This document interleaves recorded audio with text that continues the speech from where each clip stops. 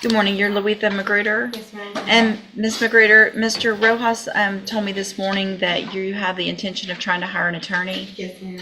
Okay, so I need you, if your family or you is going to do that, I need that done within the next 30 days. Yes, I'm going to reset your case one time. Obviously, I can't have you just sitting in jail while we're not doing anything on your case. And so Mr. Rojas will remain your attorney until or unless you hire someone. If for some reason it doesn't work out that you hire someone before that next court date, then we're going to move forward with Mr. Rojas, okay? Okay, you can go back with the bailiff. Thank you. Ms. Pratt, come up, please.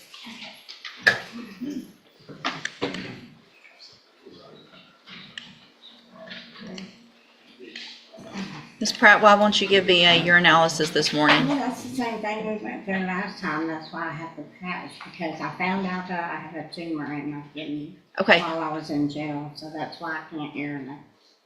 okay. Because I have notification, The lady came from Vienna to put the patch on. It was real late at night in jail. so I have notification dated yesterday, the 6th, that you got a drug patch on August 31st when you were in the jail, and that they haven't seen you back to change or put another patch on you. 2 weeks ago, they didn't tell me to come back to check. They didn't give me a date or anything. I don't believe I that. thought I was coming today to get it taken off when I came, or yesterday. That's not what I don't have, that's not true. So I'm going to I find, had the paper at home. I didn't bring it with me. well, you didn't show up yesterday, you didn't bring what you needed today, you haven't got your drug patch changed, you won't go to the restroom. Well, she said 2 weeks. Right. When you change it. Yeah, Yeah, so it's been that right now. I was going over there when I left court. I was here yesterday. I was in the parking lot. you being in the parking lot doesn't do any good because I'm not in the parking lot, am I? Right. Okay. Yes. Your criminal history is prior felony possession of controlled substance cases.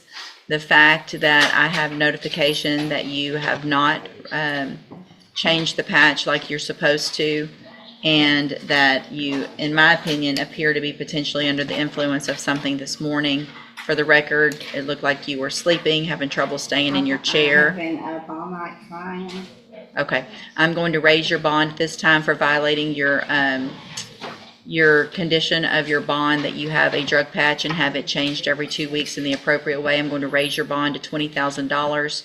Condition of that bond obviously is that you have a drug patch. You got to figure out how to do it. You have to figure out, ask the questions, get it changed the right way at the right time, and then we'll see what happens from there. You can go back with the bailiff. Good morning, sir. Are you Robert Hebert? Yes, ma'am. And will your client waive the formal reading of the indictment? Yes, Your Honor.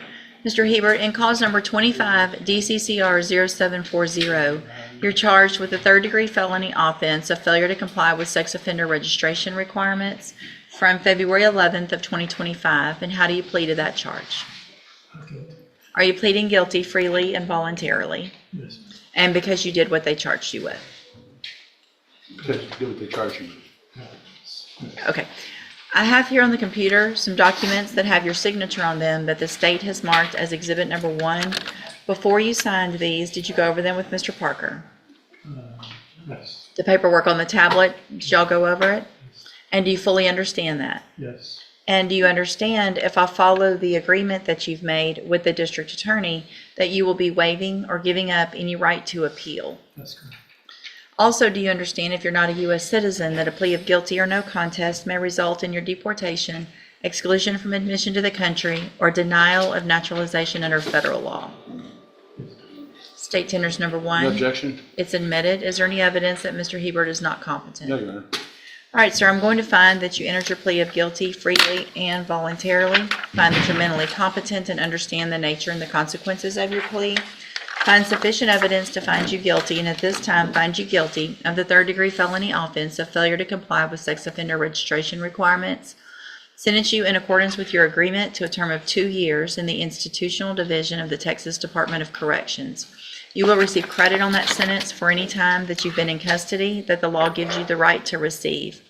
I have handed you the trial court certification that shows that this was an agreement that I followed, so you waived your right to appeal. I've also handed you a written admonishment regarding your ineligibility to possess a firearm or ammunition. Because of the judgment entered against you, you're ineligible under Texas law to possess a firearm or ammunition. Possession of a firearm or ammunition could lead to charges against you. Firearm is a legal term, and you should read the written admonishment I provide you to see what devices qualify as a firearm. If you have questions about the laws that make you ineligible to possess a firearm or ammunition, or about how long that lasts, you can talk with Mr. Parker. All right, good luck to you, sir. You can go back with the bailiff. See, Brandon Henderson. I don't know, they'll tell you, they'll tell you. Good morning. Are you Warren Mills? Good morning, yes, ma'am. Will your client waive the formal reading of the indictment? Anyway, Your Honor. Mr. Mills, in cause number 25 DCCR 0082, you're charged with the second-degree felony offense of assault on a peace officer from November 19th of 2024. And how do you plead to that charge? Are you pleading guilty freely and voluntarily? Yes, ma'am. And are you pleading guilty because you did what they charged you with? Yes, ma'am. I have here on the tablet some documents that have your signature on them that the state has marked as exhibit number 1. Before you signed these, did you go over them with Mr. Parker? Yes, ma'am. Do you fully understand them?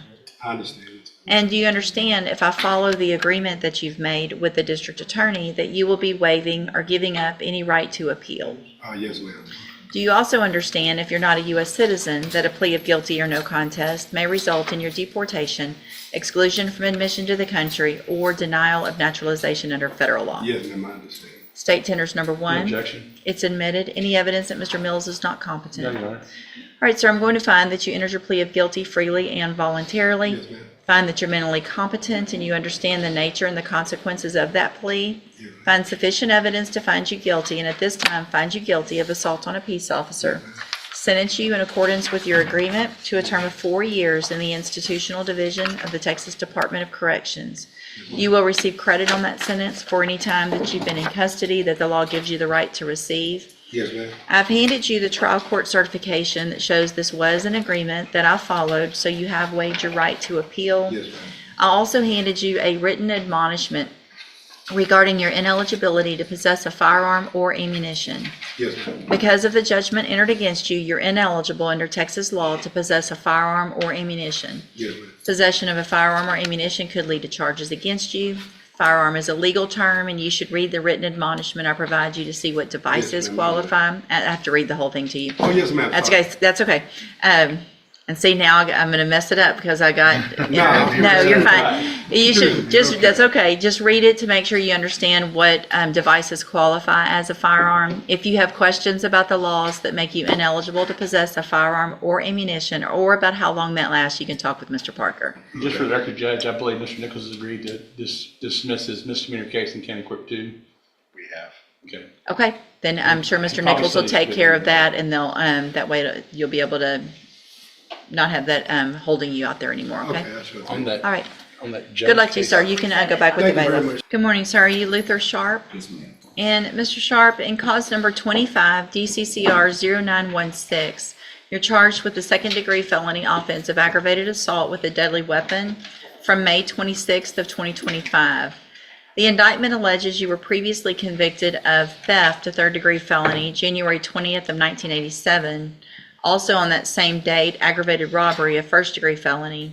And after those were final, you were convicted of possession of a controlled substance, a second-degree felony, October 9th of 1998. What that means is that if you go to trial in this case and you're found guilty and those prior convictions are true, the range of punishment would be that of a habitual offender, which is a minimum of 25 years up to 99 years or life in prison. Do you understand? Yes, ma'am. And then in cause number 25 DCCR 0917, you're also charged with the second-degree felony offense of aggravated assault with a deadly weapon.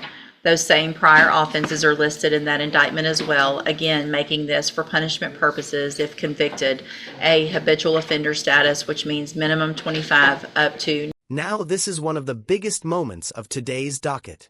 The judge carefully explains that the plea offer is 15 years, but if the defendant goes to trial and loses with the prior convictions proven, the sentence could jump to decades or even life. That's a massive gamble. Sometimes defendants reject deals because they believe they can win. Other times, they simply feel they have nothing left to lose. 99 years or life in prison. Do you understand? Yes, ma'am. In each of those cases, I have here on the tablet some plea bargain rejections that you've signed with Mr. Parker that shows that the district attorney's office has made an offer, if you wanted to enter pleas of guilty in your cases, to proceed on, I guess that would be count one only. Yes, Your Honor. So just the offense, not the underlying prior offenses. So go on count one only for a 15-year term in the institutional division of the Texas Department of Corrections. You've got every right to reject those offers and have your cases set for trial. I just want to make sure you understand what the possible consequences are if you go to trial and what your options are if you wanted to enter pleas. And do you understand all of that? Yes, ma'am. And do you want to reject those offers and have your cases set for trial? Yes, ma'am. All right, we'll get that done. Mr. Sharp, Mr. Parker has been appointed to represent you. He's one of the attorneys who handles a lot of cases for me as a court-appointed attorney. With your permission, I can release him and I can appoint another attorney today who could begin preparation for trial a little quicker. Is that okay with you? Yes, ma'am. All right, so Mr. Parker, you're released. Mr. Sharp, we will appoint someone today. They should be out to see you very soon to begin preparation for trial. Yes, ma'am. So talk to that attorney and they'll file the appropriate paperwork, and then as soon as they do that, I will set it for a hearing on a bond, okay? Good morning. Are you Robert Trahan? Yes, ma'am. And Mr. Trahan, in cause number 25 DCCR 1094, is charged with the state jail felony offense of unauthorized use of a vehicle from June 3rd of 2025. That indictment alleges a prior offense of accident involving injury or death on October 16th of 2017.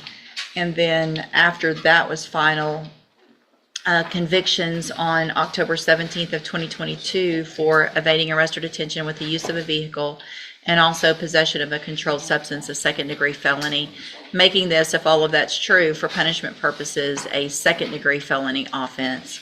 And then in cause number 25, DCCR 1317, charged with possession of a controlled substance. See.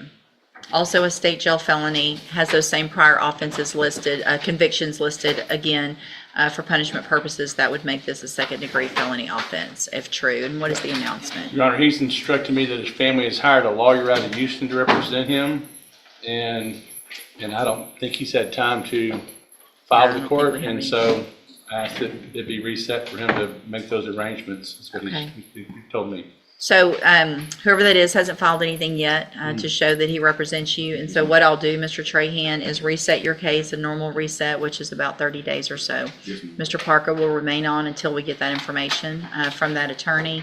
If for some reason that didn't work out or something didn't happen and he wasn't hired, then Mr. Parker will remain your attorney at that point, okay? Thank you. All right. Yes, good morning. You're Norberto Armenta. Yes, ma'am. Then will your client waive the formal reading of the indictment? So, he will, Your Honor. Let me, And Judge, if we may proceed on what I have numbered as 1, 2, and 3, my position on that is it's the first paragraph, the second paragraph, which is a jurisdictional paragraph to get us to the DWI third, and then a regular felony prior. Okay, I see. so technically two Technically 2. I just two counts with didn't know the if- second how paragraph. it kind of looks like a paragraph on its own, but it's just jurisdiction. Okay, and so in cause number 25, DCCR 0168, you're charged with the third degree felony offense of driving while intoxicated, third or more. That's from April 25th of 2024. The indictment alleges you were previously convicted of driving while intoxicated February 5th of 1998 in Harris County, Texas, February 6th of 2008 in Harris County, Texas, and then again September 8th of 2023 in Harris County, Texas. And then the second count in this indictment alleges that you were previously convicted of possession of a controlled substance, second degree felony, June 24th of 2004. And how do you plead to that charge? Guilty. And are all those prior convictions that I read out for DWI as well as the possession of a controlled substance true? Yes, ma'am. Did you enter your plea of guilty and true freely and voluntarily? Yes, ma'am. And because you did what they charged you with? Yes, ma'am. I have here on the computer tablet some documents that have your signature on them that the state has marked as exhibit number 1. Before you signed these, did you go over them with Mr. Kimler? Yes, ma'am.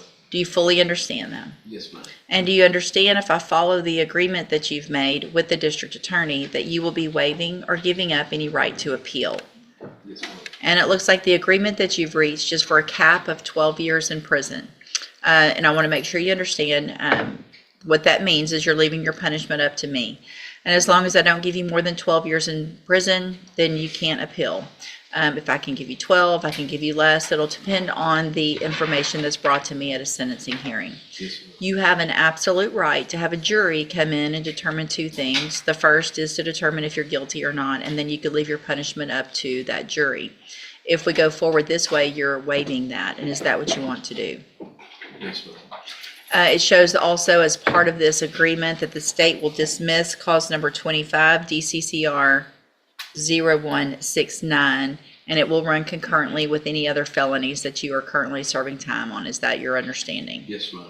Do you also understand if you're not a U.S. citizen, a plea of guilty or no contest may result in your deportation, exclusion from admission to the country, or denial of naturalization under federal law? Yes, ma'am. State tenders number 1. Without objection. It's admitted. Is there any evidence that Mr. Armenta is not competent? None that I'm aware of, no. All right, sir, I'm going to find that you entered your plea of guilty and true freely and voluntarily. Find that you're mentally competent and understand the nature and the consequences of your plea.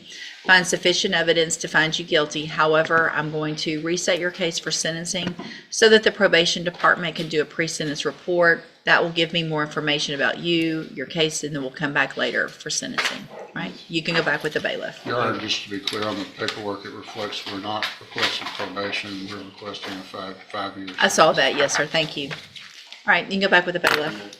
I'll be out to see. Good morning. Are you Jarrett Matthews? Yes, ma'am. In cause number 23, DCCR 1211, Mr. Matthews is charged with unlawful possession of a firearm by a felon. Mr. Kimler has filed a motion asking that I reduce bond, which is currently set at, is it 100,000? Yes, ma'am. Let me look at something real quick.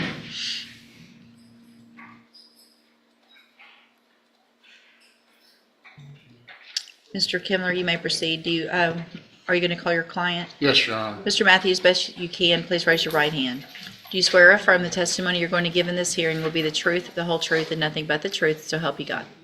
Thank you. Go ahead, Mr. Kimler. Mr. Matthews, where do you live? Where do you reside? Lake Charles, Louisiana, And how long have you lived here? since I was born. And you were passing through on Interstate 10 when you got this case, is that correct? Yes, sir. Why is your bond at $100,000? What's your understanding of all this? Put that now. I missed court. I had bonded out, my bond was $30,000, and I bonded out, but I had a old case in Louisiana. Calcasieu Parish? Yes, sir. No, Jeff Davis Parish. Jefferson Davis Parish, all right. And I took time on that case. So you received a sentence in Jefferson Davis Parish? Yes, sir. And how long was that sentence and when did you receive it? It was a 4-year sentence, and I turned myself in March 18th of 2024. All right. And then how long were you in the Louisiana Department of Corrections incarcerated? Till about 3 weeks ago. Okay. And so did you discharge your Louisiana sentence? Yes, sir. I was extradited here. And then from you were Louisiana. extradited here from Louisiana? Yes, sir. So if you missed a court date here, was that, to your understanding, that was a time when you were incarcerated in Louisiana? Yes, sir. I notified my lawyer and the bondsman the day I turned myself in. Well, I notified my lawyer, Who was your lawyer over here? Charles Rojas. And you let Mr. Rojas know that you were going into custody in Yes, sir. Louisiana? And it doesn't look like it was a bond forfeiture. I think it was an at-large without proper bond because he was Out of state. out of state in custody, is what it looks like to me. Well, in any case, Your Honor, wasn't in court, wasn't voluntary, so we would ask the court to reinstate the original bond.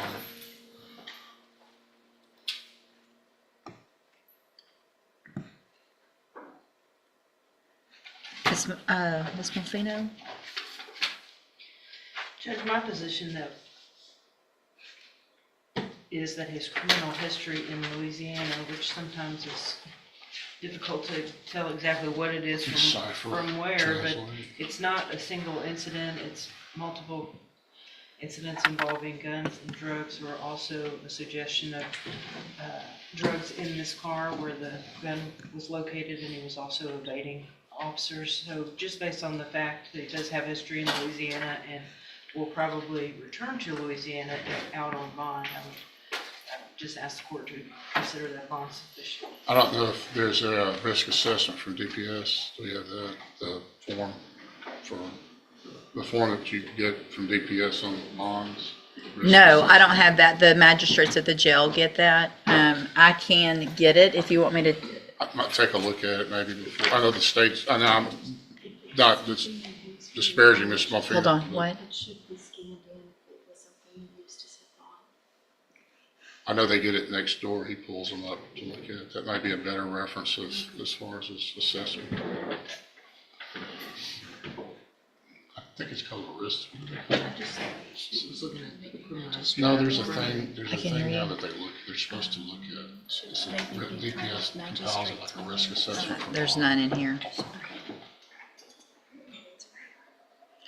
For some reason, that's not scanned into this case. And so what I can do, not sure why not. It should be if back when that bond was set, it looks like there was a bond set. I think 30,000 was the original bond. Right, and that was back in 2022, probably on the date of the arrest. Yeah, when he was arrested. And at that time, there may or may not have been the, that's a fairly new program. So that was not something that was in existence in 2022 when this bond was set. So they took into consideration whatever they had under the available history at the time in Jefferson County primarily. There were some things they could look at, but not the new warrant. If everybody would just give me a second, I am going to take judicial notice of the court's file, including the probable cause affidavit. Give me a second to read that, please. And Your Honor, we could just reset if the court wants to take under advisement to get the report. Let me just read this first.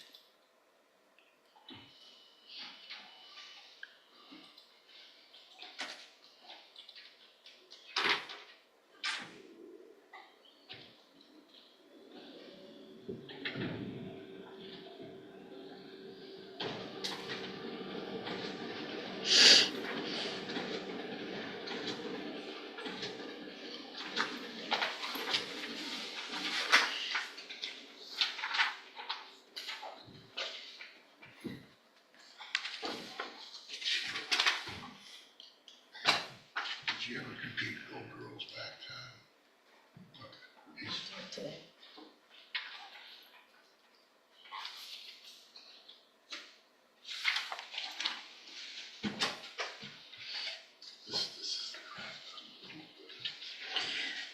Yeah, I think it's probably important that I look at this. Honestly, Mr. Kimler, I'm not sure that it's going to be a positive or a negative. I'm not real sure based on what I'm reading and what potential criminal history there is that the $100,000 bond is sufficient, honestly. Okay. So, I mean. It's not my intent to get the court to raise the. Well, if you want me to look at everything, I will take a look at it. And so I'm going to reset it 1 week. I'll get them to do that.